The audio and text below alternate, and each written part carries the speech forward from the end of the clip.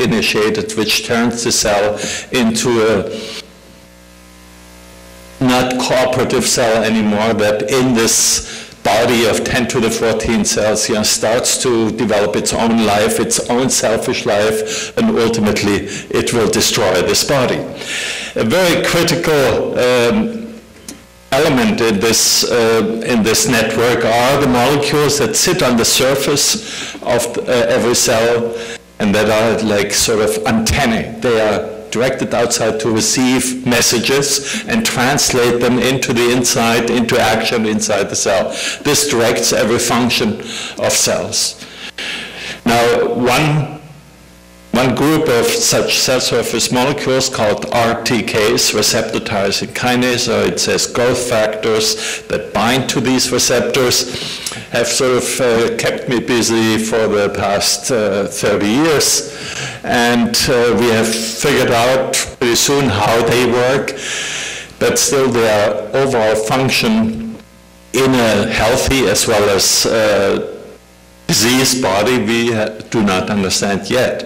But for example, one of these receptor molecules is the insulin receptor, and you all know that insulin is critical for our life, and if it doesn't work well, if it's not supplied, we become diabetics, and this is a dangerous state of life. Now, it turns out that the first so-called oncogenes, cancer genes that were sort of proposed and described for the first time by Nobel laureates Michael Bishop and Harold Farmers, that many of these oncogenes are also such receptor tyrosine kinases, and here it's shown how they, in a very simplified form, how they work.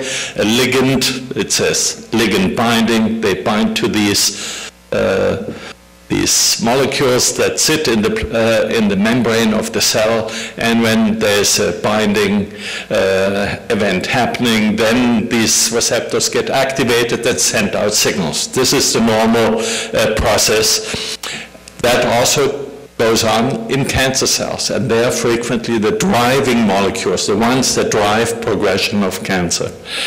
Now this was, we demonstrated at that time at Genentech in collaboration with UCLA scientists, with Dennis Lehman, one of these molecules to be critical in breast cancer, but not in all breast cancers, but only about 25% of all breast cancers. And this discovery and the development of targeted therapy, I mean antibody, at Genentech, in my lab, we developed this antibody called Herceptin today that is being used to treat already more than several 100,000 of women worldwide. Herceptin is, of course, more than $1 billion product for Genentech and Hoffmann La Roche. Patents are unfortunately running out soon. But it's the first example of a translation of the ideas of Paul Ehrlich into reality. I mean, a genetic defect in the tumor cells causes an abnormal function of the molecule called HER2, and we developed an antibody that blocks this disease-promoting function of this antibody, and that is called Herceptin or trastuzumab, and that is being used, but only on patients that have this genetic abnormality. So the first example of so-called individualized cancer therapy. Now, one problem is that development of especially a new drug on an idea that was proposed 100 years before, takes a long time, because one has to overcome sort of hesitations and questions, and that happened at Genentech. Genentech is so well known for being such a pioneer. Well, not at that time, or not in this project, I can tell you. It took several years until Genentech realized what they had in this discovery. In the meantime, I decided to go to the Max Planck Society back in Germany and continue my work there. Nevertheless, then after a few years of hesitation, Genentech picked up this project and fortunately developed it to this antibody, one of the antibodies that we had made, into Herceptin. Took all together until approval by FDA 14 years, from basic research to approval, and now, of course, development continues. And Dennis Lehman, who is the clinical oncologist, he is moving this with force. So takes a long time. This is where IT could come in and shorten this, and it has largely something to do with information, with communication, but also the human factor, namely to overcome the hesitancy and because something new is being created that cannot be taken care of by any computer. So the actual Max Planck project that I want briefly to describe to you started in Munich, the upper picture, but also returned then back into the beautiful Bay Area, because there I still had very strong ties. And the company that I, together with a colleague, Jesse Schlesinger, founded, that was called Sugen, plays a major role at that, in this story. Now, why California? Because at that time in 1991, Germany was not the place to start a company that worked with genetic engineering. Whenever I walked around in the city, I felt guilty being a scientist, because there were all these big banners saying, like, genetic engineering, this is a work of devils, and so on and so on. So it was quite extreme. Therefore, we decided to establish a company in California, very close to Genentech.